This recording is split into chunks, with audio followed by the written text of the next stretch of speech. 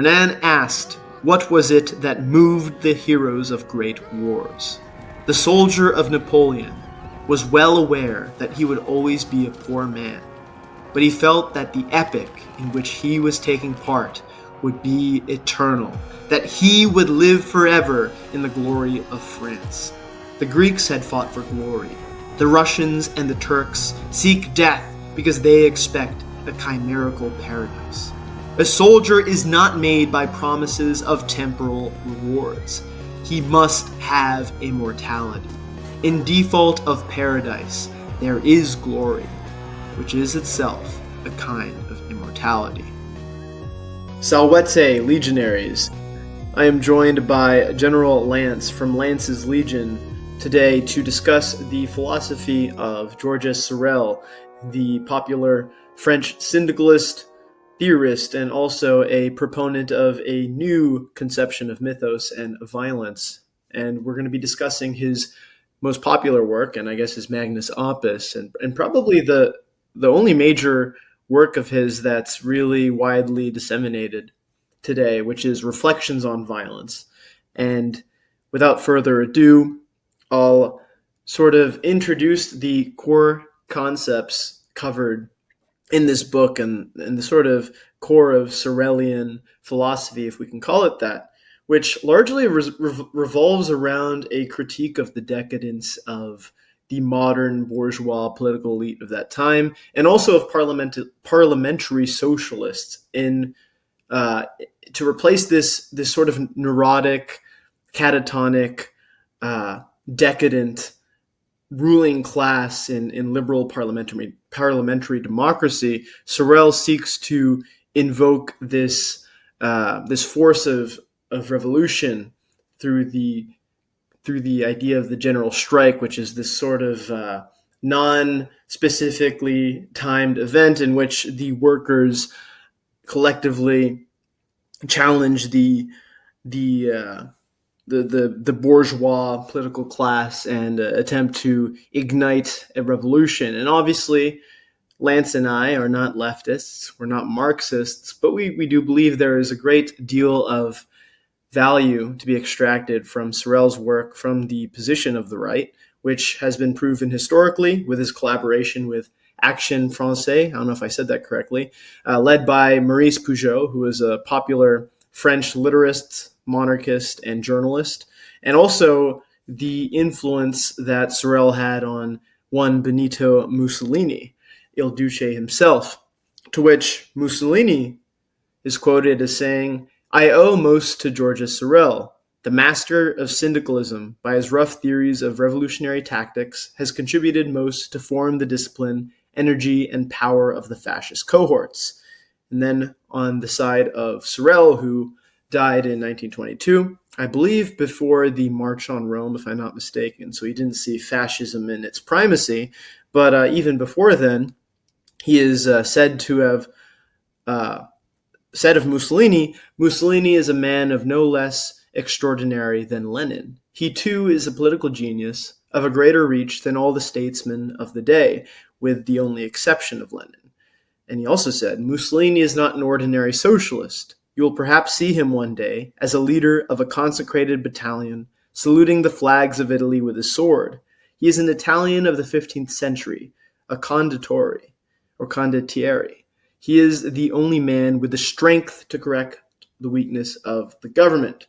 And without going into more of the quotes that I'll bring up later in the podcast, I'll pass the fasces over to General Lance and sort of get your read on the positions of Sorel and then how it applies to our own ever-evolving worldview of the new and futurist right. 100%. Well, greetings and salutations, honored lords and legionaries. Thank you so much for having me back. But referring here to Sorel, I have a few preliminary thoughts, and I think it's important that before I start making, I guess, prescriptions or assessments about his philosophy, his character, etc., let's talk about his biography. This guy is a genius, right? He's a member of the aristocracy in fin de siècle, friggin' France.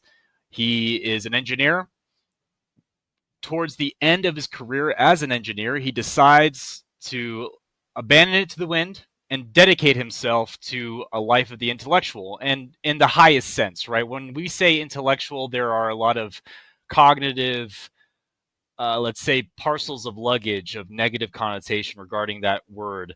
But in France, especially during that time, it was, to be an intellectual was also to act on your feelings, to act on your convictions. It wasn't enough to simply write about a thing. And it's precisely him who was articulating that very bombastic and vital point of view in which there is no truth outside of the act, right? It must be consummated in action. So if you understand him in this way, and conversely, remember when he was writing in the beginning of the 20th century, the cataclysms of the First World War obviously left a huge psychological scar across all of the West in general, which at that time was the majority of the world.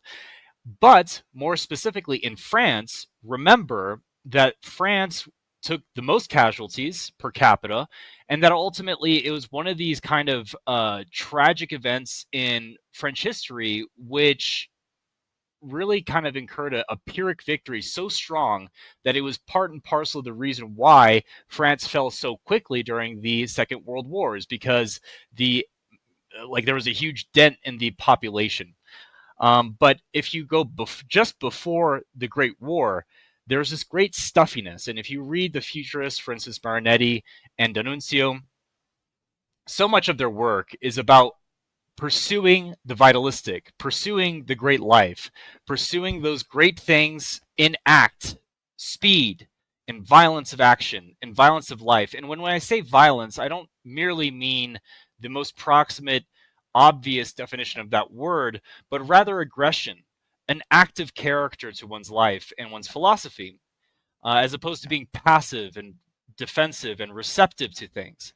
And so this is a kind of interesting dynamism of the time in which we arrive in an old Europe. It's decrepit from the turn of the century, right? The late 1890s to the early 1900s. And finally, the edifice is cracking. The political ramifications and the political, let's say, jockeying for power and tensions are only building up and bubbling up. There's assassination attempts all the time. Terrorists of every kind, from Bakunin, anarchists to communists to nationalists and so on. And so there is very much a feeling of, in the zeitgeist, the European zeitgeist at the time, there's a feeling of, let's say, just a lack of spiritual purpose, a complete ennui that pervaded the continent. And so this is where Sorel started writing. And it was during the war and even after the war that he continued to double down very much on his philosophy, which after the war fell into disfavor amongst some, right? Especially the syndicalists, the leftists, the parliamentarian socialists, all of these who had previously to the war thought much of, let's say, political revolution violence as a positive thing, and then after became consummate pacifists, much in the vein of All Quiet on the Western Front.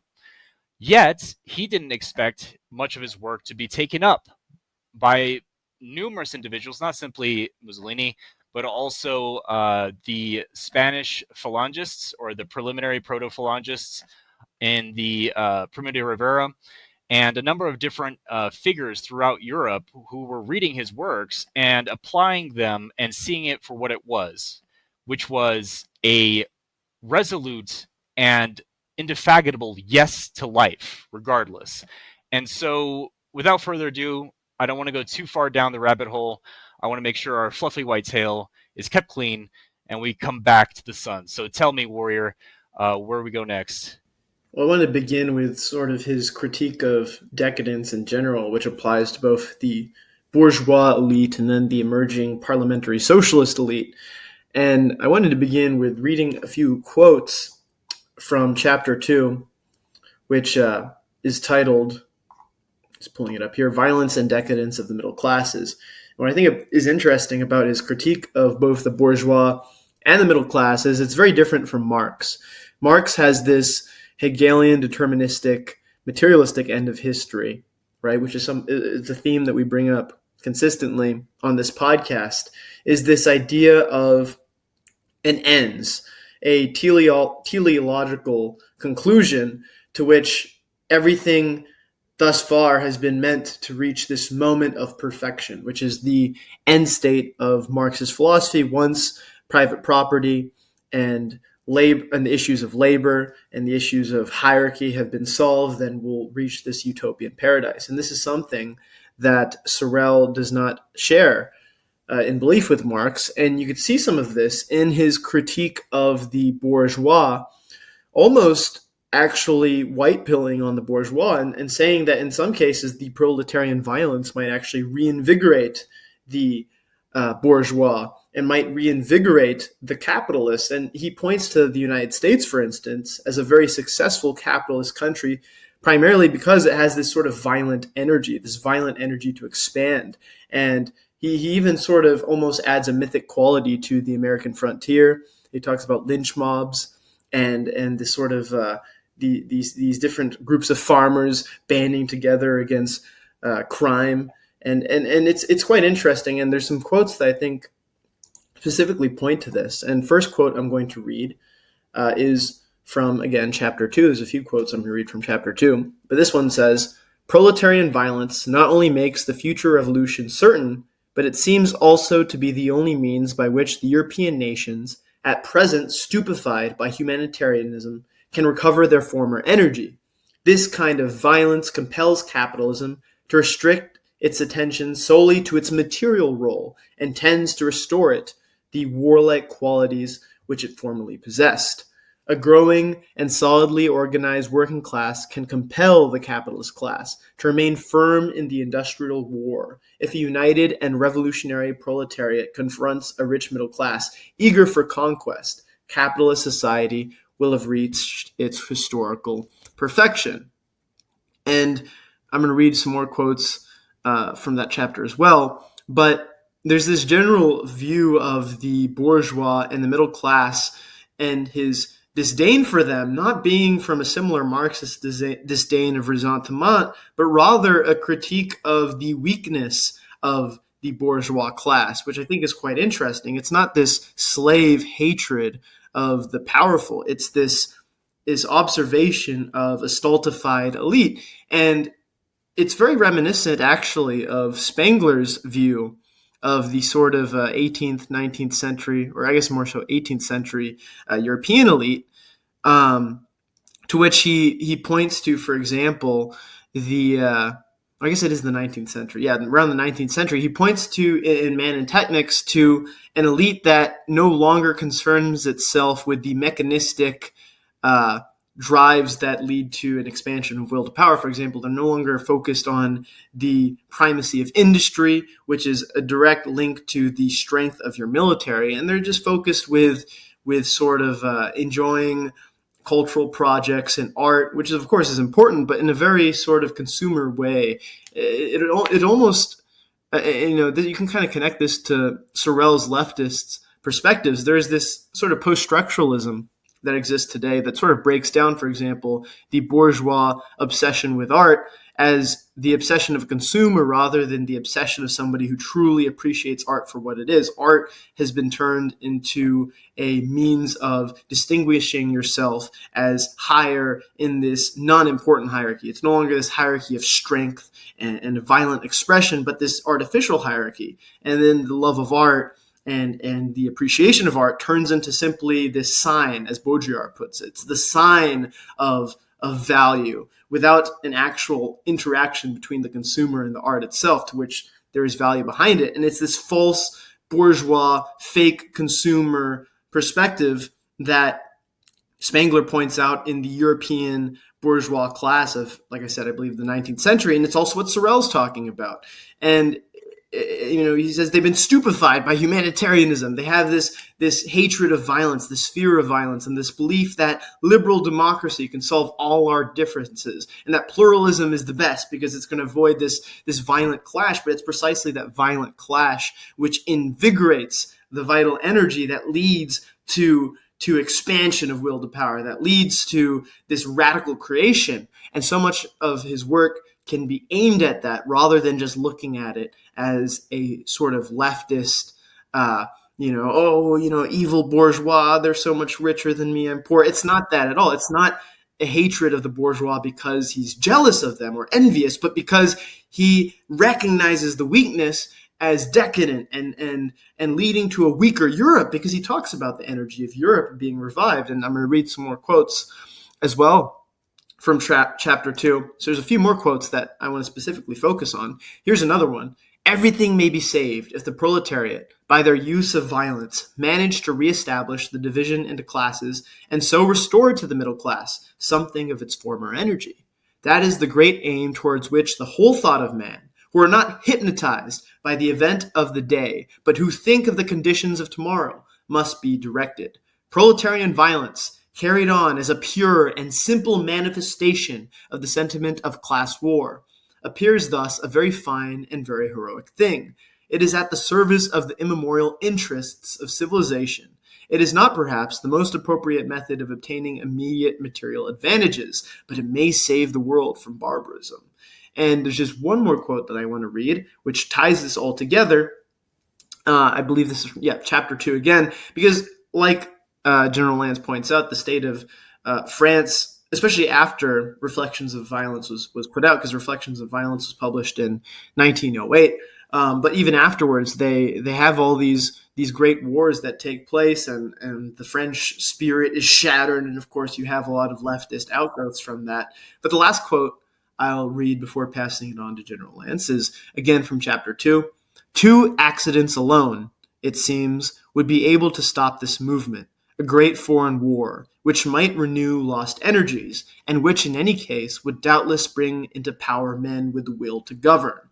Now, this did not end up applying to France, as Lance pointed out, but it did apply to a great deal of countries throughout Europe. For example, in Germany, we have the National Socialists who come in an outgrowth of World War I, and they overthrow the bourgeois elite and the liberal democratic class and the parliamentary socialists, and obviously they establish the German Reich for better or worse. And in Italy, probably to a greater degree, we see this with the fascists. And the fascists, again, similar thing, Mussolini forms this revolutionary party, which is not socialist and not leftist. It should be noticed. It's something altogether different, though of course Mussolini has his origins in the Socialist Party for many years. But Mussolini's fascists, again, they are highly critical of the liberal democratic elite in Italy, which they believe is catatonic and neurotic. And through the fires of World War I, the Germans had their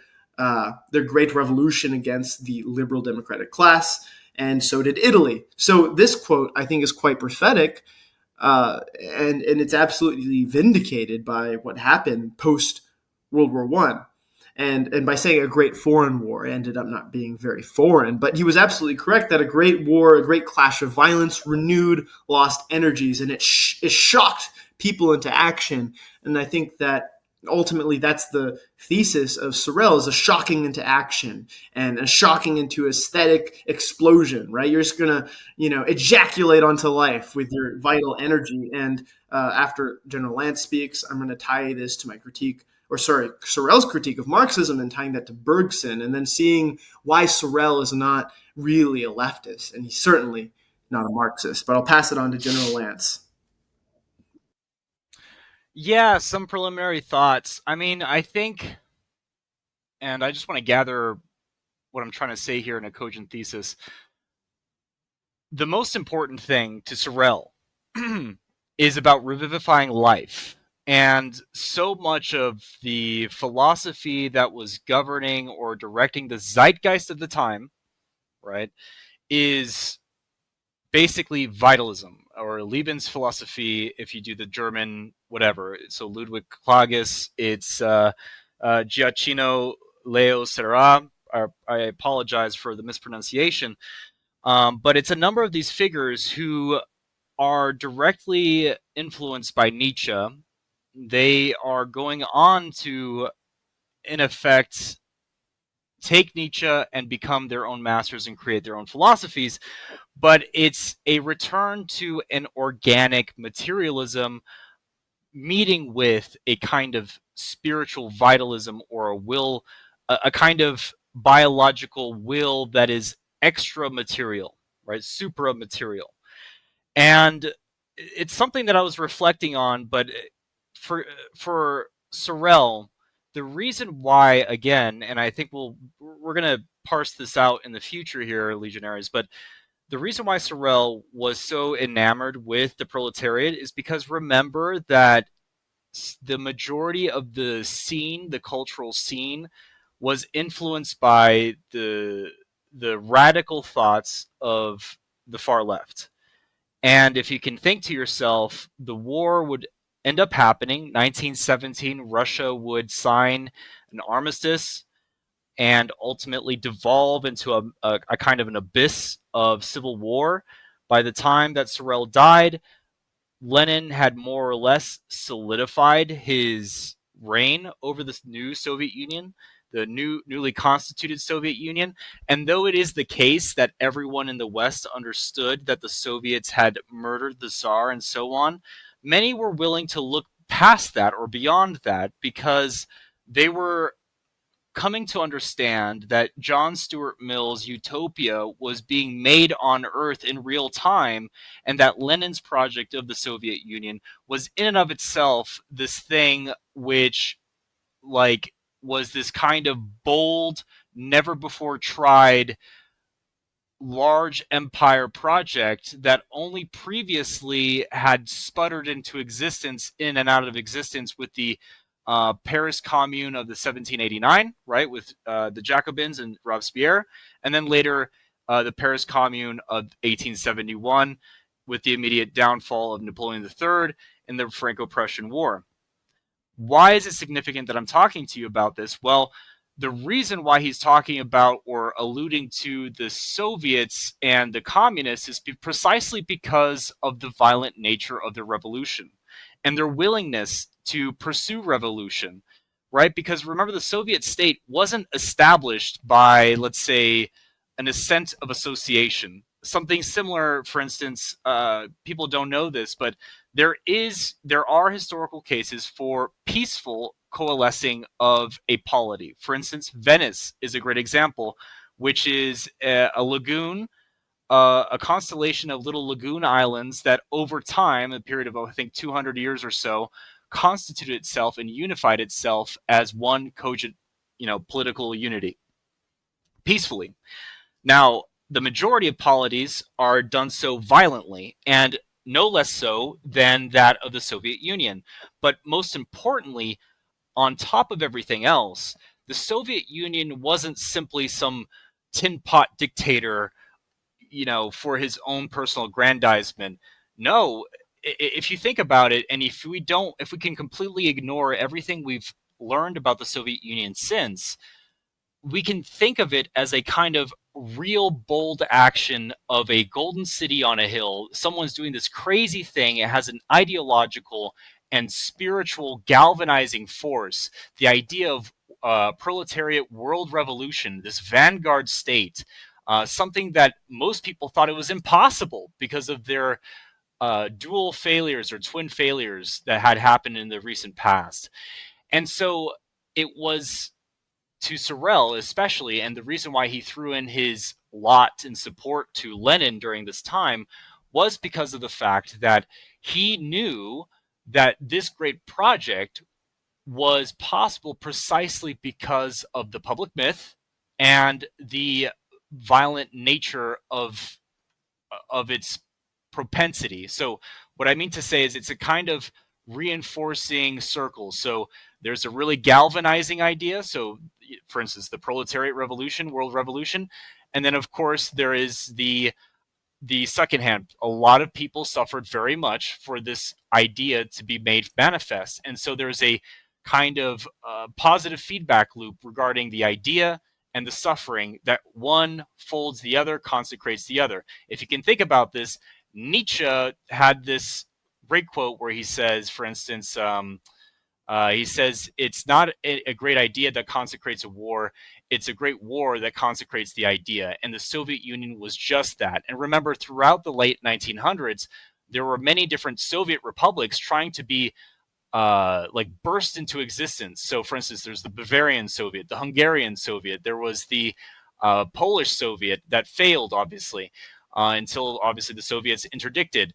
But the greater point that I'm trying to make here, Warrior, and I appreciate your patience. I'm going to get to the point. He alludes the greatness of the Soviet Union to the Napoleonic, let's say, French Revolution, which took on the same character, in that the public myth of the universal brotherhood of man took into its own a kind of great suffering, right? From the terror of the revolution to the follow-on Napoleonic Wars, the kind of great dreams, great passions, great suffering, made it this almost irresistible and strong, how do you say, raison d'etre of the French nation. And it's really interesting because when he was writing, even 100 years, or rather, yeah, 100 years and change since the French Revolution, the French were still very touchy about the nature of the terror, the Jacobins, the Parti Radical, the, Robespierre, and so on. And also, they were conflicted about the, let's say, the heritage of Napoleon, because Napoleon III did so much to throw it into disarray, Bonapartism. But the undergirding problem, or rather the reason, the kind of holy grail of life that he saw, was this twin thing: dreaming big dreams and supping the cup, which is suffering, great suffering in pursuit of that dream. And it is in that mechanism, that relation, that great projects and great life is made manifest. And so this is his underpinning idea, although the ideal he himself had for himself was completely different from what the dictatorship of the proletariat under Lenin had in mind. But I wanted to hand it over to you because I want to make sure I'm not going down this rabbit hole. It's just something I was thinking to myself. But just as a last note, to talk about culture, the reason why culture is so stagnated in our time is precisely because, for instance, in America, America doesn't have great philosophers. It doesn't have great literature. And when we did have great literature, we had, for instance, Mark Twain, who was an afterglow of the wars of the American Revolution and the War of 1812 and the Indian Wars. And then later, of course, there was this burst of American literary, let's say, compendium or whatever, with Walden and so on, with the follow-on of the American Civil War, which is a very large traumatic event for the American Zeit that still holds a lot of currency for many people today. But it is that mechanism that causes culture to come into being. And since then, with maybe the exception of the World Wars, which is very faint for us Americans because we didn't really suffer that much, ultimately, it's part of the reason why culture is stagnated. And it's precisely this that Sorel sees past the parliamentarianism, and he sees that peace and plenty and comfort and the convictions of the bourgeoisie, which is, remember, it's the merchant, it's the tidy, safe little life, the wife guy, right, that smothers life, asphyxiates life. And it's precisely in the same vein that Marinetti, D'Annunzio, and everyone else recognizes and understands that life is just on the other side of all that pain. But I hand it right over. I think that the next direction to sort of tie this into is the separation of Sorel from Marxism as a unique outgrowth. And of course, as I've pointed out, his collaboration with nationalist movements towards the end of his life are sort of proof that he did not see the left any longer as a solution to the issues that he observed in Europe at that time. And of course, it's also worth noting that syndicalism developed as a sort of nationalist movement. And of course, national syndicalism emerges as an outgrowth, but it's not an internationalist, right? And Sorelian philosophy and his own views are not internationalist, at least at the end of his life.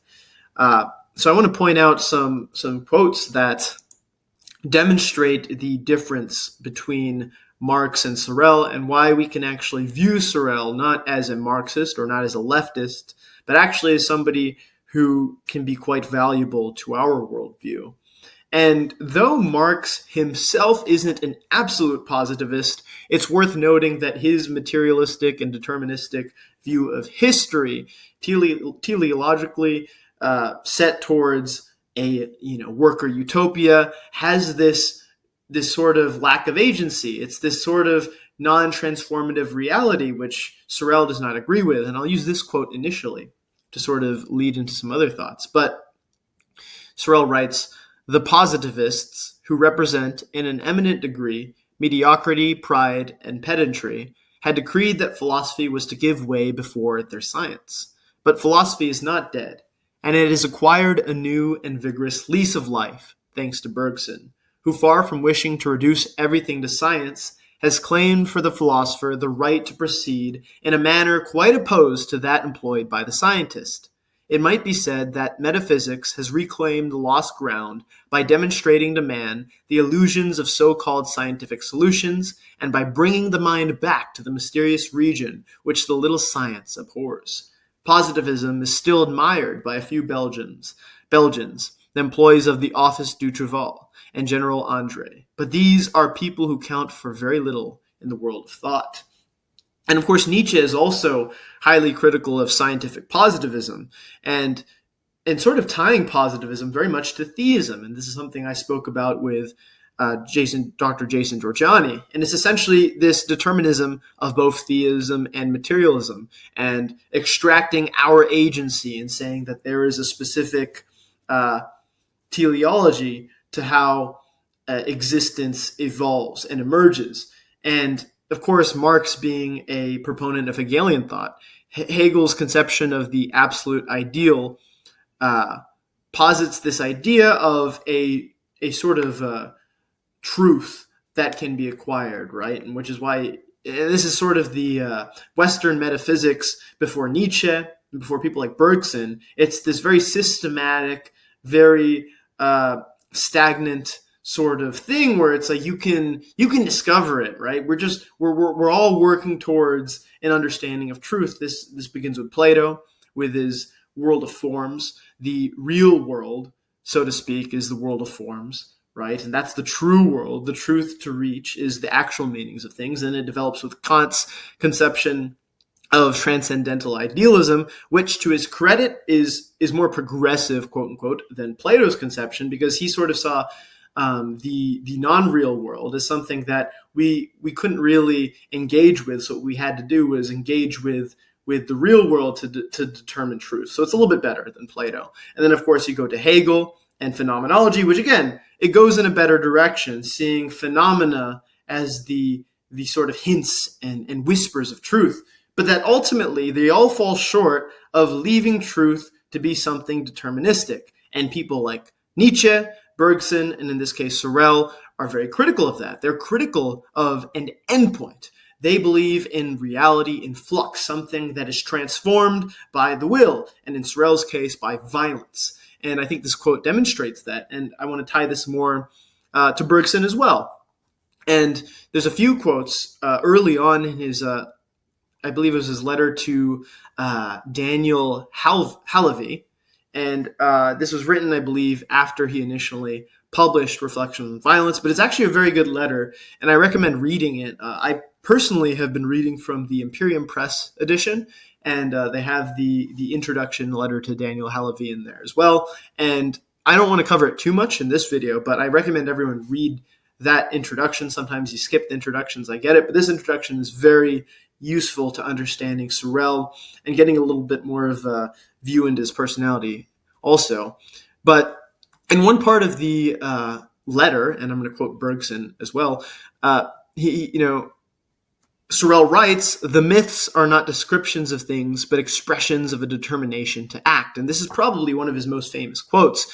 And this contrasts from Marx, again, who sees an ends to things. They see history as progressing in a specific direction and that there are specific antidotes to the illnesses of existence. Whereas to Sorel, he sees it as something much more malleable. He sees reality as malleable through mythos. Mythos being not the dogma of the past, the way that certain trads and antiquarians view it, but as something invigorating. This is very similar to Nietzsche's belief in mythos as being important and how he says it furnishes our future. It's very similar to Dr. Giorgiani's novel Folklore. Again, the past, or even it doesn't even have to be a past, it could be a made-up past, but some ethic of the past determining our ethic of the future and how we direct ourselves in the future, and the creation of that mythos being originally drafted with the intention of having specific actions taken in the future. So you can mold the future and mold reality based on how you write mythos, which I think is very interesting and probably one of Sorel's great contributions. Of course, there's a lot of other philosophers who talk about this as well, but Sorel is very much known for this. And this is the idea of the general strike. While I personally would not advocate for a general strike literally, I do advocate for this idea of a awakening, specifically in my case, of elites with a mindset for the future that can turn our vastly accelerating technological process into something that invigorates creation and invigorates a new race of men. And without going too much into that, let me go back into some quotes that Sorel has regarding Bergson.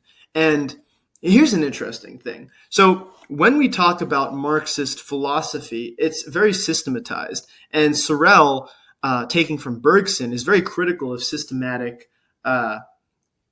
whether it be philosophy or ideology. And talking about Bergson, he says, you will remember what Bergson has written about the impersonal, the socialized, the ready-made, all of which contains a lesson for students who need knowledge for practical life.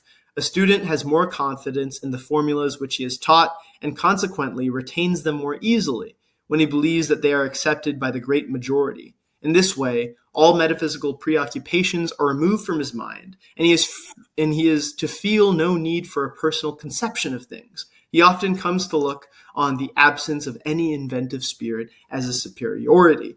And I think this is so excellent because it contrasts to a static reality, a static ideal, and a static truth. It's critiquing this idea that we can be taught a perfect sort of system. And like I said, this begins with Plato and it continues on throughout most of Western philosophy and Western metaphysics. And he instead says, well, this is hurting the innovative spirit. This is hurting the idea of transformation. This is hurting the idea of a more vital will. And that's a lot of what Bergson's philosophy is aimed at as well.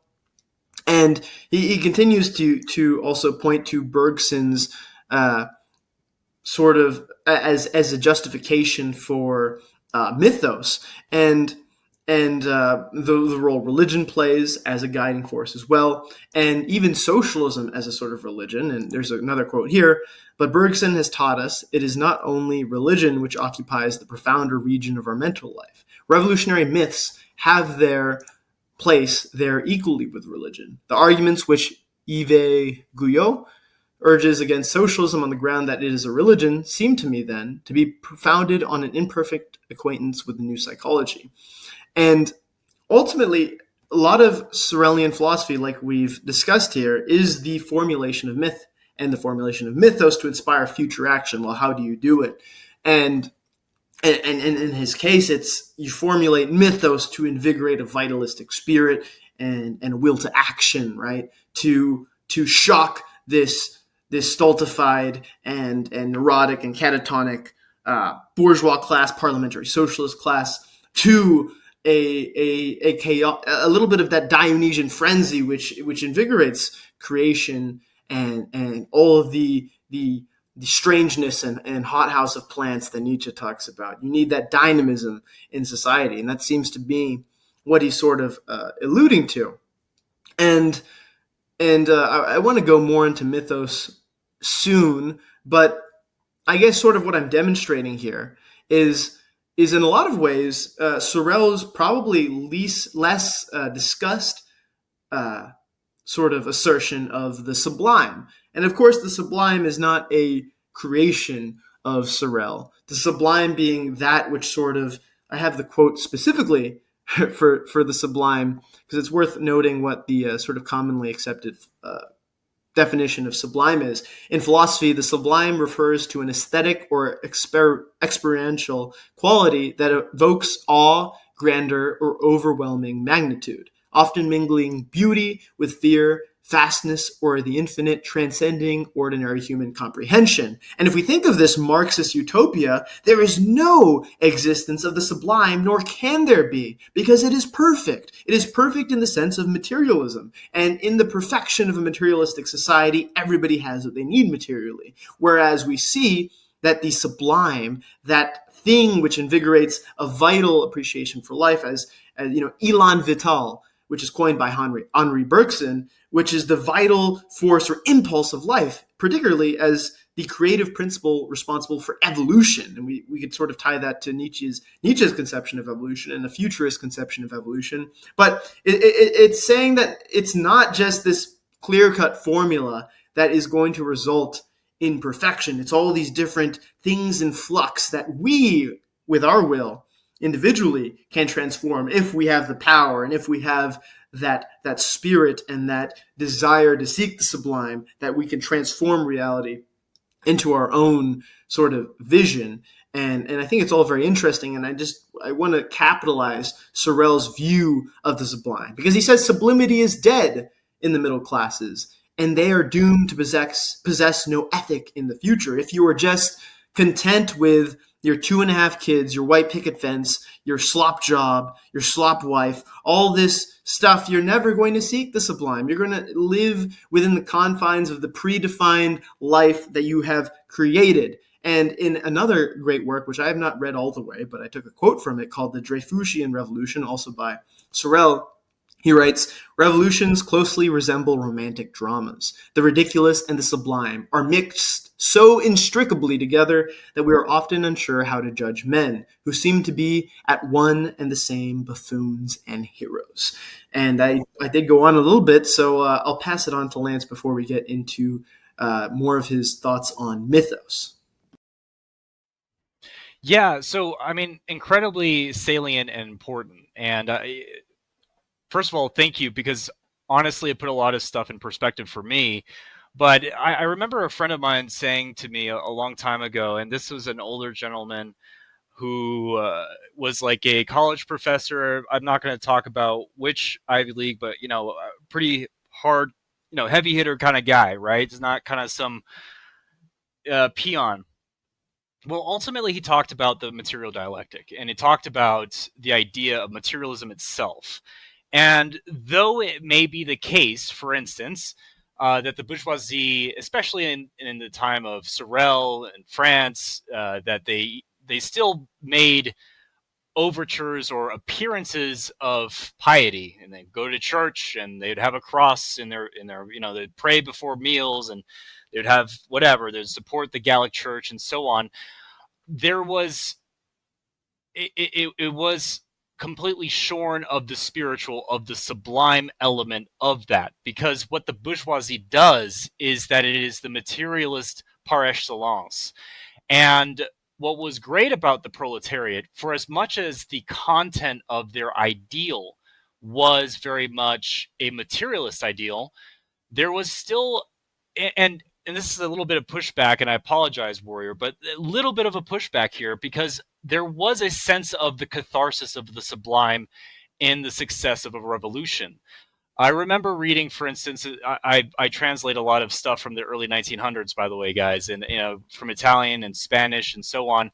But I remember specifically reading about the Spanish kingdom in the early 1900s, late 1800s, and it was a very heavily liberal society, classical liberal society, still very much in the thrall of the French Revolution in its ideals. So, and remember, for those of you who don't know, the French Revolution was made up by a number of different factions.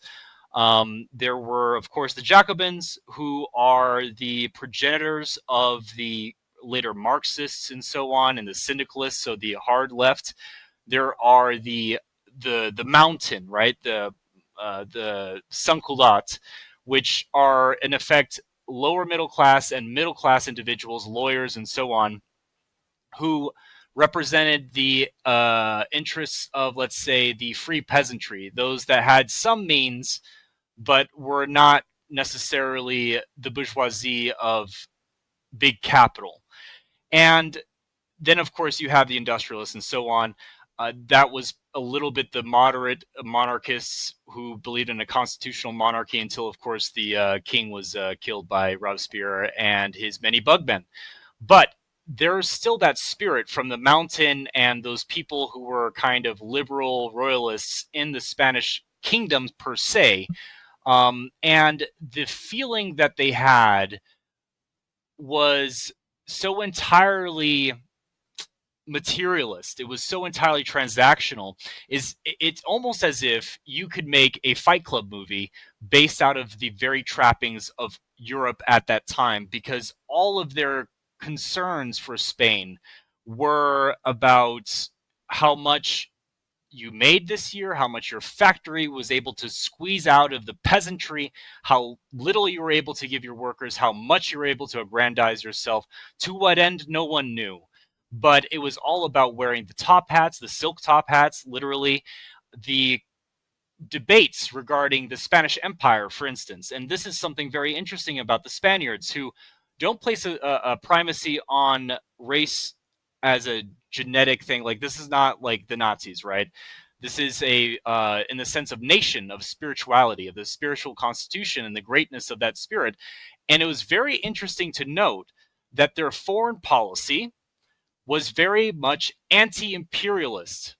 It actually pursued terms with Teddy Roosevelt, for instance, during the Spanish-American War for the Philippines and Cuba, and were the ones that wanted to pursue a settlement, a peaceful settlement before the outbreak of war. But it was the military and the military institution, the hard aristocrats, the clergy, who famously chided these imbeciles, as they rightly were, and responded to the demands of Teddy Roosevelt and said something to the paraphrasing the lines of, "We would rather die and be defeated in manful battle than receive a peace in ignominy and a self-abasement," or something like that. But basically, they chose the fight regardless of the outcome, and there's something cathartic in that, and it should underpin to you the situation that we are in now. Us as Americans, as moderns in the 2025 right now, consider, for instance, most of the people who ape religiosity do so as a trapping, as a kind of thing that you buy from Zara, let's say, or you do this, that, or the other thing. And for as much as I do think that the materialism of communism, of Marxist Leninism, and so on, and the dialectic is certainly a very sick kind of philosophy, the most interesting thing that this professor told me specifically was that those who reject the sublime are incapable of experiencing the purpose of life, the catharsis of life. And that's precisely what Sorel is getting at here at this point, is that when you renege on a God, and remember, I'm not a Christian, I'm not saying that it's any one God, I'm just saying that the idea of the sublime, the supra-individual will, that kind of great heavenly strike from above, that kind of, it's like, John Smith's golden tablet situation, or whatever, Moses parting the seas, that kind of catharsis.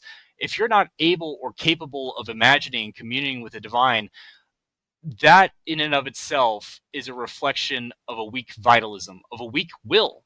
And you'll see this with how the Soviet Union played out. And in effect, it defeated itself and it destroyed itself from within, sclerotically speaking, 70 years into its existence. So just to kind of give it full circle here, what Sorel is really getting at is it's not about any one myth per se for him. It's more about simply pursuing life. And during the time of his life, the animating spirit, the zeitgeist, the public myth that really galvanized the most people was communism, nationalism, and I guess what he was trying to aspire to, which was the public strike. But just as a last note here before I hand it over, and I apologize, Warrior, I kind of a little bit long-winded. By the way, do we have a lot of time, or how much time we got, just so that way we can make Well, sure we're doing a good job here? we're 50 minutes in, but I have we can go over the hour mark for sure, so it's no rush. Yeah, let's do it. This is actually enrapturing because it's really important.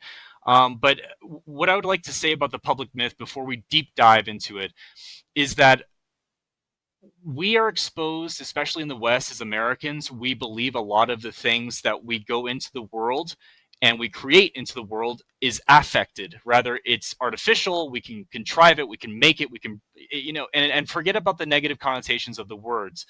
All I'm saying is that we can create it into existence. And in a certain sense, you certainly can. But from Sorel's point of view, when he's talking about the public myth, he's not talking about something that you can necessarily synthesize inorganically. He is saying it, and the way that I liken it is kind of like surfing. If you've ever gone surfing before, you paddle out, you wait for a swell, and the swell, either you catch it or you don't catch it, but you take that swell, and the way and the form of that swell is beyond you. You simply, you just surf it. If it's a pipe, you can go through it. If it's like if you get like washed out from some crazy stuff, the point that I'm trying to make is that ultimately, when he was making the talk about the public strike, what he was really doing was trying to get a feel for the zeitgeist, which was outside of himself, and kind of foretelling what may happen, what is most likely to happen, rather than contriving it into existence. So that's the only thing preliminarily that I wanted to talk about and just say before we move in more depth about the public myth. So, Warriors, thank you so much for the time, man. I appreciate Of it. course. And what I mainly wanted to focus on with his conception of mythos was the sort of how it how it separates from this. Obviously, we have different definitions that we're bringing up throughout the podcast regarding the material, but in specific, the stultifying aspect of the material and how he sees mythos as something that goes beyond that, and he ties into Napoleon as well as the Greeks and many other great peoples throughout history. And I kind of want to explore that and explore what he has to say about the works of Ernest Renan. Is that how you say it, or is the R silent? But Ernest Renan, I will say, since my French is not up to par, who was another French philosopher who wrote significantly on the conception of the myth and of the idea of a collective will towards we could call it the sublime or the sacred or the eternal. And I'm going to start off with this quote before I go on into some of the other stuff that he sort of cites from Renan. But the first quote I want to go over is, Renan still asserted that the literature of martyrdom should be taken seriously. The details of the acts of the martyrs, he said, may be false for the most part. The dreadful picture which they unroll before us was nevertheless a reality. The true nature of this terrible struggle has often been misconceived, but its seriousness has not been exaggerated. And what he's pointing out here is the martyrdom of Christianity, pointing out that the instances of martyrdom may not have been that vast, but that the feeling and the sentiment that it brought about to sort of build this mythical idea of sacrifice in the name of Christianity led to a very vital spirit in the Christians. And of course, there are many critiques of the ascetic of Christianity, and this and so on. But we also have to give credit where credit's due. There is this sort of sublime collective spiritual frenzy in early Christianity, which is built around a public myth. Because as we've pointed out, the whole Christian martyrdom may not have been as much as you would have thought, given church history that's popularly believed in, but that it didn't matter if they had that many martyrs, but how they detailed the martyrs, how they wrote about martyrdom, and how they used that to sort of create and sculpt this heroic vision was what is most important in the authorship of these stories with early Christian scholars. And it goes a little bit further with some examples which are more close to my heart, particularly, and stuff that really made me feel of quite strong thumos upon reading them. And it was talking about Napoleon, which I found so fascinating, what Renan had to say about Napoleon and how Sorel tied it to his own sort of view of mythos. And there's specific quotes. I'm just pulling them up right now, which I thought were most important. But first, before we get into Napoleon, I want to read first something that I think is very similar to what I have been saying about the authorship of Rome.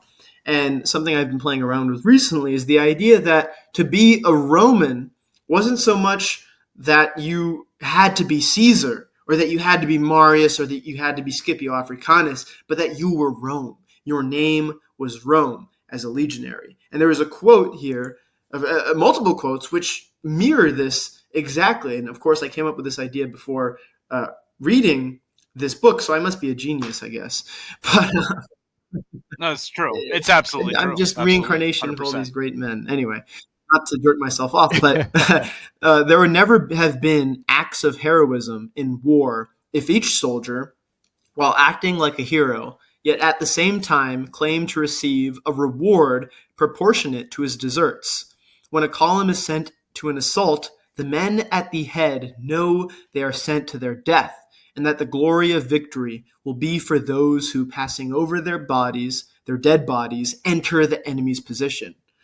However, they do not reflect on this injustice, but march forward.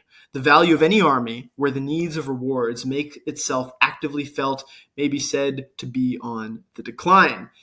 And what essentially this quote is asserting is that it's the collective effort of victory which is most important. And I think it's interesting that you could not find two more different philosophers ontologically than somebody like Sorel and Evola, who despises revolution and is antiquarian. But what they have to say about the power of myth is very similar. In Metaphysics of War, Evola talks about the spiritual content of the Roman soldier seeing death in battle for Rome as a spiritual act. And this idea of the cult of the eternal victor and the act of devotio, which is essentially a sacrificial death to rally the favor of the gods. But in Sorel's case, he would not interpret it as literally rallying the favor of the gods, but because the legionaries believe it is rallying the favor of the gods, then it rallies the inner will inside of them, which is more powerful than anything else. Your own will in cohesion with the legion, and not just the Roman legion, but the legion that we lead today in our hearts, the cosmic and eternal legion. And there's another great quote, and this here is tying Napoleon very similarly to what I have had said about Rome. Renan asked, I'm messing with my pronunciation. Renan asked, what was it that moved the heroes of great wars? The soldier of Napoleon was well aware that he would always be a poor man, but he felt that the epic in which he was taking part would be eternal, that he would live forever in the glory of France. The Greeks had fought for glory. The Russians and the Turks seek death because they expect a chimerical paradise. A soldier is not made by promises of temporal rewards. He must have immortality. In default of paradise, there is glory, which is itself a kind of immortality. And Yes, long long live live death. death, right? As they would say. Of course, go And do you ahead. mind if I interject just a little bit? Because yeah, like this is something, and just to recenter it a little bit on the martial values here from the military perspective, and this is why I think that the very mechanism to the future that will help us get through is precisely not enervating, rather exciting the virtues and ethos of military associations. And the best way to put it is the spirit. And there's actually this very specific military term. It's called élan. And élan, we warriors spoke about this previously. It talked about élan vital, but in the military context, it is kind of like the swagger. It's when rappers say "let your nuts hang" kind of situation. It is a type of devil may care attitude in the pursuit of some great odds. And you hear a lot of these reverberations through history. It's not something that is contemporaneously restricted to the, interwar years or the great, the Great War or so on. It's a perennial principle in the sense that you hear it, for instance, in the Charge of the Light Brigade, which is a poem written about. If you ever heard about this great poem. It's about the charge of the Light Brigade, and in effect, it goes along the lines of, "His is not to reason why, his is to do or die," and it's about the Battle of Balaclava. And most people take that poem out of context, and they use it as a means to discredit militarism and to underline the futility of fighting, of war, and how silly and stupid and boisterous militarism is. But they don't know that actually it was the charge of the Light Brigade that took out the Russian battery and was instrumental. Their sacrifice was instrumental to the greater victory of that battle and later that campaign, which only till then had been marked by drastic defeats incurred by, let's say, disease and a lack of logistics by the Allied forces of the British, the French, and I believe there was some other kind of force that was liaising. I believe it was the Germans to a lesser extent. But the greater point that I'm trying to get at here, and I think it's important for you, the reader, to understand, or the listener to understand, is this: is that it is that very essence, essential core, that value which Evola and Sorel both kind of point to, this vitalism, this word that and concept that is actually very little understood. It is something that has its origins in the 1600s and then was kind of abandoned to the wayside by just with Lamarckism and so on, and came back in full force with the turn of the century with Sorel and so on. And I apologize if I'm going a little bit in circles here, but the greater point and the greater mission that Warrior and I are trying to impart and trying to achieve and understand is this very vital force. And the way that it acts in our personal life and the lives of others, and how to call it forth and how to harness it like strong horses to carry the sun like Sol Invictus over the cultural horizon. That is precisely what we're trying to get at. Life as life, not mere existence. And if you can understand Sorel, I think the best way to understand Sorel is to understand or to watch Fight Club, the one with Edward Norton. I'm sure many of you are rolling your eyes because you've heard this story and this title many times. You likely are a fan of the movie, but it's a perfect encapsulation of Sorel's intent, of the galvanizing figure of the mission, of the abandon and the heroism of many of the characters, like, for instance, of Project Mayhem. If we remember the guy with the bitch tits, what was his name? Do you remember? I forgot. Robert His Paulson. name was His Michael something. name was Robert Robert Paulson. Paulson. His name was Robert Paulson. Precisely. That's right. No, but seriously though, just it is a perfect reenactment of the concept we're trying to talk about here. And so many, I believe Bap is a great guy. He's so important. And there are a number of figures of, for instance, Thomas Carlyle and so on, who talk about the great men of history. And that's all well and good. And of course, all of us aim to be so great that not simply our acts are remembered and felt, but our names are too. But I think the greater point, and especially as we went through the First World War as in a European zeitgeist from Sorel's perspective, they went into a mechanized battlefield, completely atomic ciphers, fighting as cogs in this greater chessboard that it was a muddy, slogging chessboard of just absolute hell can't hold a candle to what the crater field battlefields of the Flanders looked like. Okay, and that people like Junger found so much strength where others found so much weakness, precisely because of how he was able to harness this physiological kind of catalyst, this spirit of, in effect, he did not care that he was anonymous, that he did not care if he fell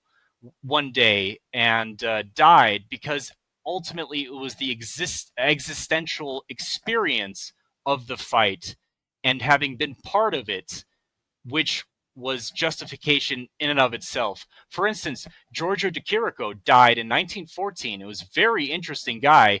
De Chirico, you have to look up his paintings, great artist. But he died much in the same way, and a lot of people who spoke with him prior to having died that day said that it was almost like it was providential, almost like it was an apotheosis. And this is to remind you, it's not like he was doing it in a sense that was people would remember his name, although we do. It was more that he felt like he was part of this grand moment in time, and so I think the interesting thing about liberalism, about the bourgeois spirit, and if many of you read Hannah Arendt, many of you likely have imparted or imbibed much of the values that are listed in Karl Popper, Arendt, and so on, and all these ideas. Well, basically, if when you're denied greater purpose, supra individual context, you are denied also the experience of the sublime and the apotheosis affirmation of the will. And therefore, there is no secondary. Remember how I said before the mechanism of calling forth the vitalistic will was the great ideal and the great suffering? Well, when they systematically deny you or shame you or socially reprimand or repress the promulgation of great ideals, as they do now in our modern times, because it's either le fascist or le communism or whatever it may be, well, you prevent this mechanism of life from happening. That is the very issue. And Warrior and I talk about this all the time, but it is purpose, it is mission that helps, is the second part of this relationship. And the way that I like likening this relationship, this mechanism, this engine, is almost like DNA. So if you remember how DNA is structured, it looks like a ladder sawed in half through the middle, right? So like basically the little rods in the middle, it's cut right down the long end of it, and it takes both to make the ladder completely whole and usable. When one is denied, the whole thing falls apart and is useless. It's just a pole with spokes in it. And so, just to kind of, I guess, conclude here, the how do I say this? The end, one has a right to the action, not the fruits of the action, right? This is the Bhagavad Gita. And that ultimately, the affirmation of life, of course, we want to hit our mark. We want to conquer the enemy without. But mostly, it's about the willful expression of the victory within, seeing it manifest and affected into the world, and the great martyrdom ultimately of the person in its existential experience. So, without further ado, Warrior, I apologize if it is a little bit tangential, but what I'm trying to do is spiral around and fill out the idea of the public myth, because it is this dynamic thing that's not a static concept, which requires more kind of context. And I hope that Fight Club wasn't a little bit cliche or on the nose, but really was something that I enjoyed immensely. And I think it's a formative experience for many of Well, my I think Fight generation. Club is very Sorelian if you really look at it. I mean, in a lot of ways, Project Mayhem is a myth in a sense, right? It's a Right. galvanizing Yes. myth which venerates the sacrifice of the individual. It's much akin to Sparta, in which the two graves, the two types of people that could receive a grave were a Spartan soldier felled in battle, or a Spartan mother who died in childbirth. And of course, in Project Mayhem, you don't have a name until you die. In death, members of Project Mayhem have a name. His name was Robert Paulson.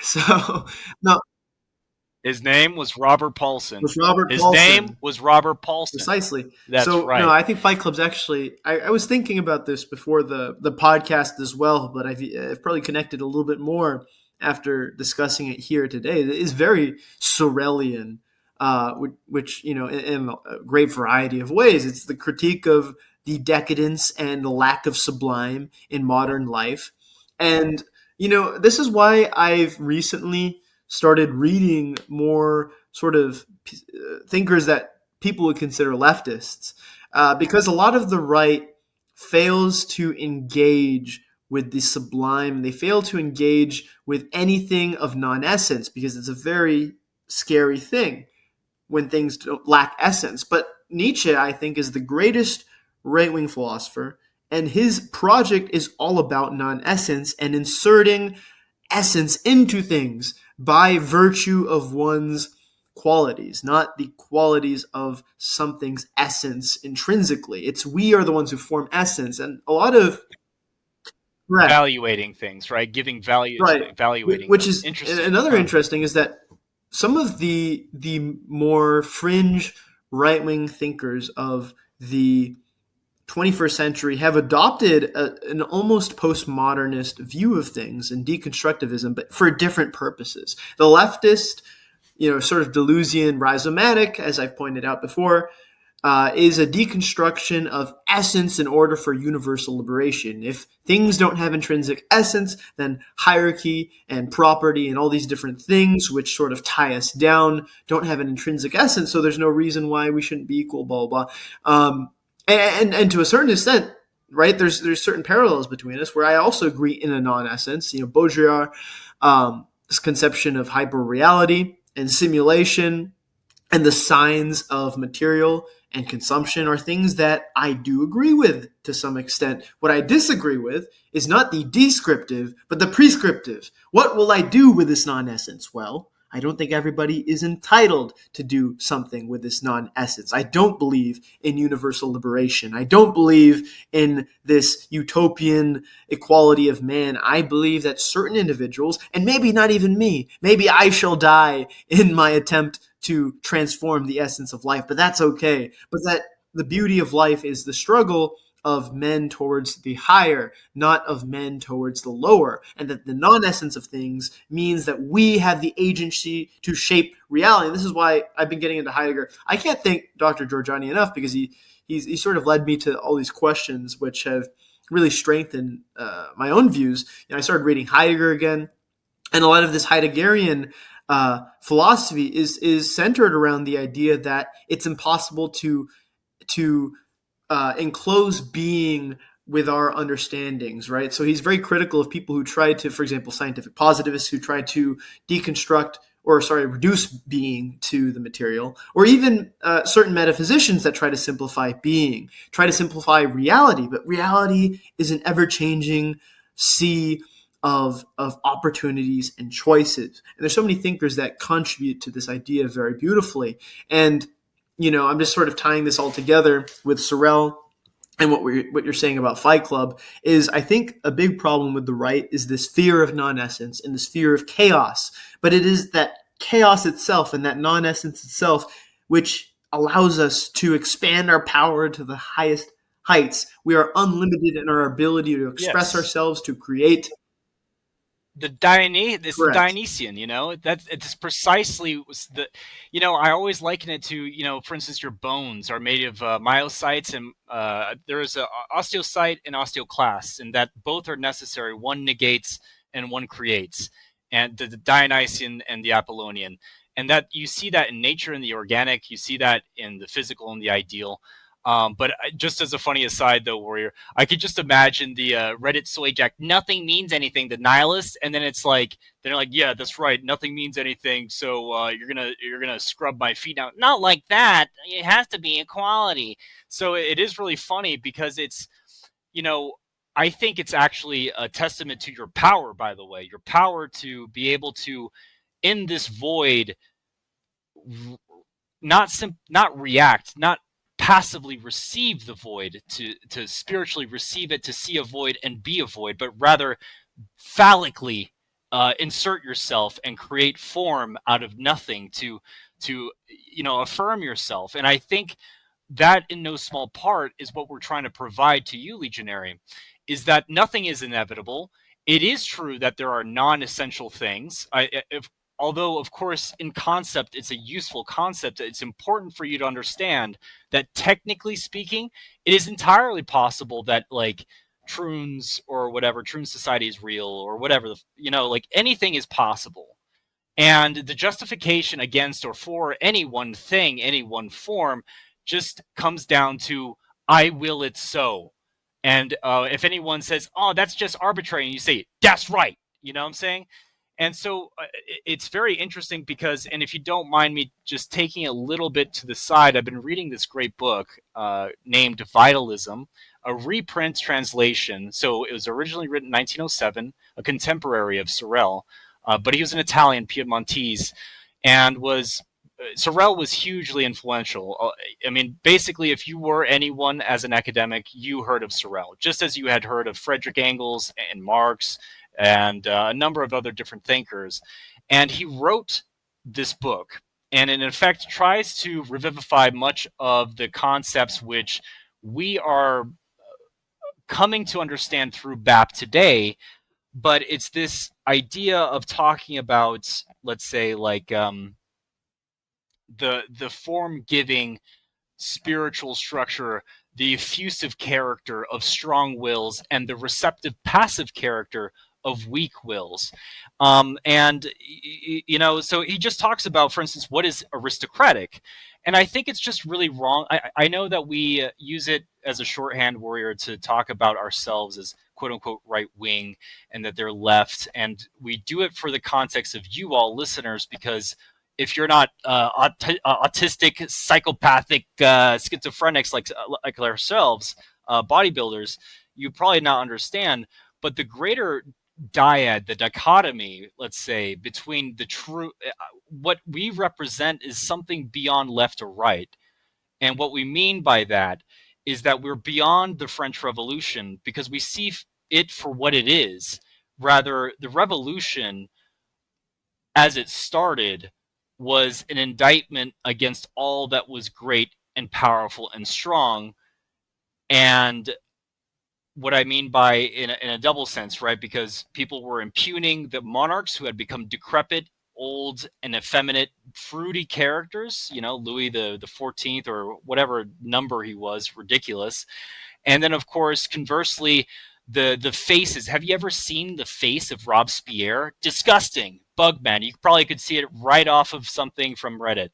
Now, ultimately, this guy Sorel talks about what is aristocratic, what is the concept that actually connotes the character that we're trying to achieve, the dyad, is that it's just simply someone full of life, someone who approaches what is primitive.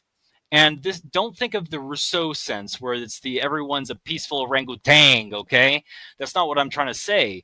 Ultimately, he makes a link earlier on, casually, that eros, lust, sexuality, is the brother to the will to power. And if we remember from Nietzsche, the will to power is simply the effusion of oneself out into the world, the material world, and constituting it, the outside world, in one's image that gratifies itself. Sexuality, uh, and I would personally disagree with Freud here, like the will does not proceed from sexuality, rather it is a symptomatic manifestation in parallel of the will to power.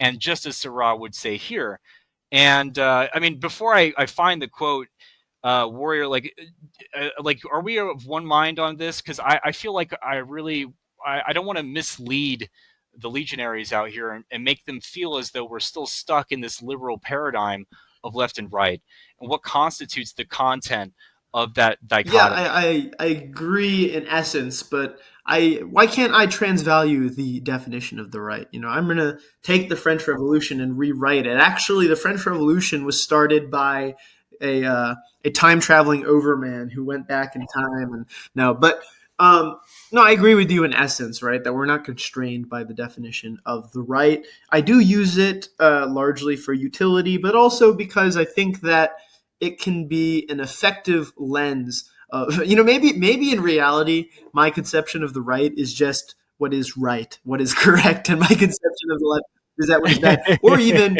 you could you could take it outside of the French Revolution, inspired by that general dichotomy, and then apply it to life affirmation and life denial, which I think is largely my Right. view. But yeah, I agree, and I just wanted to clarify a few things. What I think, you said, like, well, technically in postmodernism, whatever, people can tune out. This always goes back to our sort of difference of that, again, why I like to use right and left. But let's say life affirmation and life denial. Um, the tuning out is life denial par excellence, right? There's nothing more life denying than being animated by a psychology of making yourself less capable, because that's ultimately what it is, right? You're making yourself. I mean, even if you get to, even if we go down the line technologically and things change, how does that change it? I don't know, but at the very least today, right, it makes you less capable of asserting yourself in the world. It makes you ugly. It makes you a consumer par excellence. The modern troon is a consumer par excellence. You have to take all these drugs just to survive, just to be depressed and ugly and amalgamated. So ultimately, I guess what I'm saying is that yes, there is a non-essence to things, but that does not mean there isn't exactly no good or bad either. Nietzsche is a moral skeptic, not a immoral. Uh, Amoral, I right, would not suppose, right? amoral. Like Right. Camus, he's not He's amoralist. he's Yeah, making a yeah. transvaluation of all morality, re-evaluating good and bad. And I always say this, but it is a shame that he was not around to complete the will to power, because will to power was aimed to be his magnus opus and his assertion of a new morality, in which case we wouldn't have to argue with all the chuds on the internet. Oh, what did Nietzsche really mean? We would have just got it from him. But it's all right, because I will convene with him Yeah. tonight in my seance with my druids and my what do you call them? I'm blanking. My druids and what's the Greek? Jesus, how am I forgetting this? Pythia. What? Seers, dude. Yeah, Why did I sure. The forget Sears. that? Anyway, my seers and Yes. my druids, and we're gonna convene. They attack your mind's eye. They attack your Right. third No, you know what eye, we'll do? okay? Honestly, once general intelligence gets to a certain point, we're going to reanimate and bring Nietzsche back to life. And we're going to ask him, what the hell did you mean, you crazy Yes. mustache man? But, but what I'm getting at is it doesn't mean there's not a right or a wrong, but that right and wrong are a larger tent than deterministic, formulaic concepts. They are something wider and not so clear and dynamic and in flux. There's not just a static good and bad. There's emerging, and I think largely it comes from psychology and the origins of action, right? What spurs an action? And in a lot of ways, the intentions which spurs an action, of course, the consequence is important, but the intention is also important. And the case study that I've been using for the past 2 months, probably need to come up with a new case study again. It goes to the tuning out versus PED usage, right? Are you tuning out and making yourself less capable, or are you trying to make yourself more capable? What's the psychological imposition? One of them is comfort. One of them is that I hate myself the same way the Troon hates himself, but for different reasons. I hate myself because I want to be more. I want to be greater. I want to be like Alexander and Caesar. I want to be, maybe you're like a Navy SEAL and you're gonna fucking juice up and then get on a door gun and start fucking Taliban's or whatever, but it's a different psychological imposition, and that's what distinguishes it. And we can kind of start to conclude. I think we've covered a lot of stuff. I have one more quote that I want to bring up, but before that, I guess I'll just kind of get some of your closing thoughts. Yeah, like I said, I wanted to actually give context here. So the reason why we can distinguish like good and bad is not simply a more or better life, but we measure it against the organic. Because ultimately, if you like roid up or something, or you genetically engineer yourself to do a certain way, nature reveals to you whether or not that's pro-adaptive or like not. And I think I don't like sitting here and gloating because I think there are many people who are lost and are manipulated into having these thought patterns that obviously is a recurring theme in history where in the Byzantine era there were Christians who would literally make eunuchs of themselves. And then prior to that, of course, it was a common practice for being predated upon in sexual pleasures of other men, Pathic men. And so I think I don't like gloating about it because what I want, what this mission is, what this project is to help you overcome yourself, no matter who you are, where you are in your life. It's about making you stronger.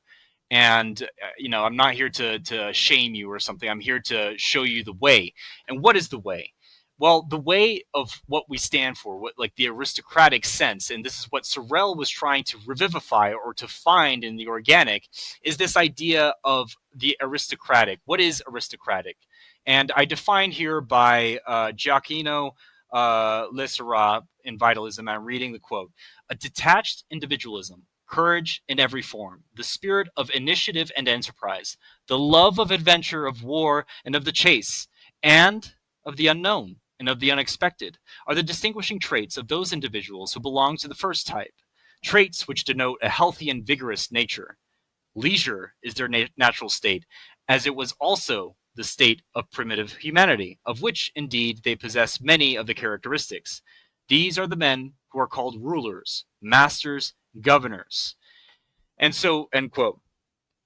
And to just bring it back to Sorel, ultimately, he talks about, or rather, excuse me, in the book here that I'm citing, he talks about how it is that the aristocratic caste is always, quote unquote, parasitic off of the economic subjugated class of what we would call the proletariat.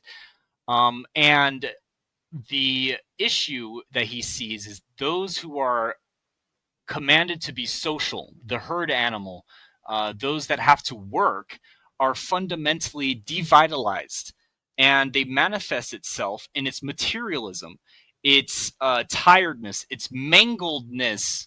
Keyword mangledness you see there. And he spoke about, for instance, in archaic times in the Bronze Age, when, let's say, the Sumerians or Akkadians came and basically demolished another city and they forced the inhabitants to become slaves. The slaves would physically deteriorate because their nutrition would be less than what their body had gone through. And remember that even today, even with all the tools and equipment, if you're a tradesman or if you're a farmer, it's very taxing on your body.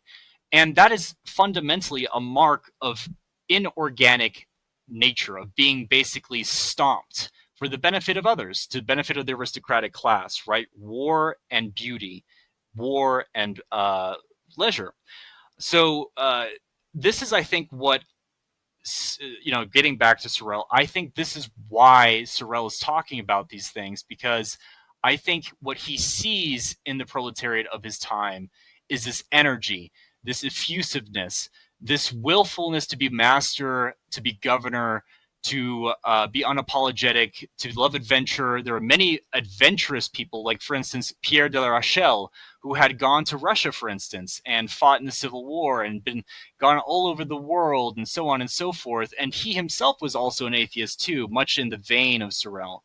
But those are the last points that I wanted to make. And Warrior, if you don't mind, I think that's all I had to say on that. Yeah, and sort of to close off, I think that some areas, obviously, we're taking Sorel as inspiration, not as dogma, because there are some very glaring differences between the two of us. I mean, Sorel's work, at least early on, later on, you could debate whether it's so. I mean, syndicalism does have a sort of uh, disdain for the state early on, and early Sorel is certainly more so against the state, but he has a very it's not a very clear disdain for the state, because as we've pointed out, he venerates certain peoples which had a very large state, like Napoleon, for instance. Right? Napoleon was an autocrat, and of course his own he's a big supporter of Lenin, of Mussolini, even though in the past he overtly criticizes the state, and he criticizes Marxism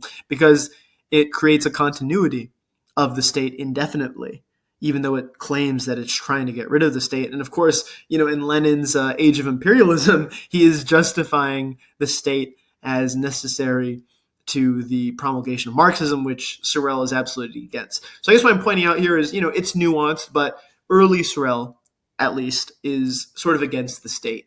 And I think for me personally, and I believe you as well, we have this belief and impulse to turn the state into a work of art, which Sorel is kind of alluding to as well. He is framing Renan's quote on Napoleon and the idea of the epic of France as eternal in a positive light, and the glory of France in a positive light. So in this sense, Sorel is also kind of agreeing with the state as a work of art. So I guess we have to be nuanced with what Sorel really believes. It could be like you're saying, like he venerates the proletariat because in the context of that time, they were the vital force. So it could just be one of those things. But at the very least, I affirm hierarchy and I affirm the state, not as molar structures the way that nationalism is asserted, not molar structures the way that the antiquarians and the traditionalists see it, as something static and essential, but I support hierarchy as a means of allowing the great men of history to expand their greatness unfettered. And the critique that I've brought up recently in some of the things I've been working on, writings, is Athens. In ancient Athens, they had such a fear of great men, taking over and tyrannizing their democracy, that it led to their downfall. Think of all the people that Athens exiled, whether early on or especially during the Peloponnesian War with Sparta, where it literally led to their downfall. But even before then, Themistocles was exiled despite saving Athens against the Persian Empire. Of course, there's the famous trial of Socrates. There's more pertinently, in the Peloponnesian War, their exile of Pericles, who was only forgiven a year before his death, so he couldn't really do anything at that point. And most notably, Alcibiades, who was the great, Bap considers him, I believe, the greatest Greek to ever live. And of course, notably, he ends up, becoming a turncoat, but not his fault, because the Athenians exiled him and were afraid of him. So of course, he joins the Spartans, and then he even joins the Persians. It's worth noting that Themistocles ended up with the Persians afterwards and was treated quite well. So the Persians treated their enemies better than the Athenians treated their own people. And this is why I affirm hierarchy, because hierarchy is freedom for those who deserve freedom and freedom for those who can shape history. And it allows great men to develop and evolve unfettered. And this is why I affirm hierarchy, not as a molar structure, not as something essential and traditional, but as something which is essential not in the sense of intrinsic essence, but in the sense of the psychology and the ever-evolving direction that we take ourselves with the ethic of galvanizing creation, will to power, as something which allows us to reach a point of acceleration where we become the overman. We become the overman that does not end. And this leads perfectly into the final quote that I will read from Reflections on Violence by one Georges Sorel. This striving towards perfection, which manifests itself in spite of the absence of any personal, immediate, and proportional reward, constitutes the secret virtue which assures the continued progress of the world.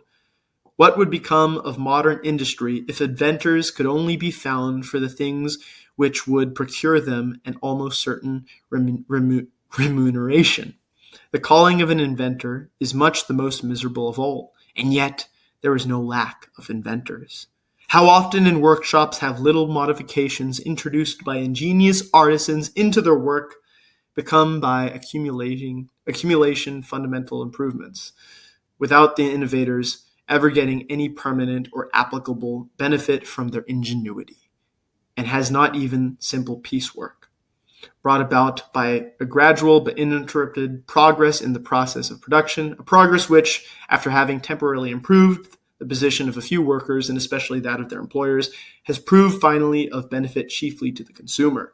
And as I've stated, my overall thesis of today and my views is that the eternal project of creation is that which is the secret virtue which moves us beyond this material deterministic future, and exactly where Sorel breaks from Marx. Marx sees the material as the primary driving force of history. Sorel says, no, there is something more important. Elan Vital, for instance, this secret virtue, the sublime, these things which truly drive us, which can be encapsulated with Nietzsche's will to power. We do not create merely for material reward. We do not create, the best of us at least, we do not create for consumption. This is why the modern innovation is so lame.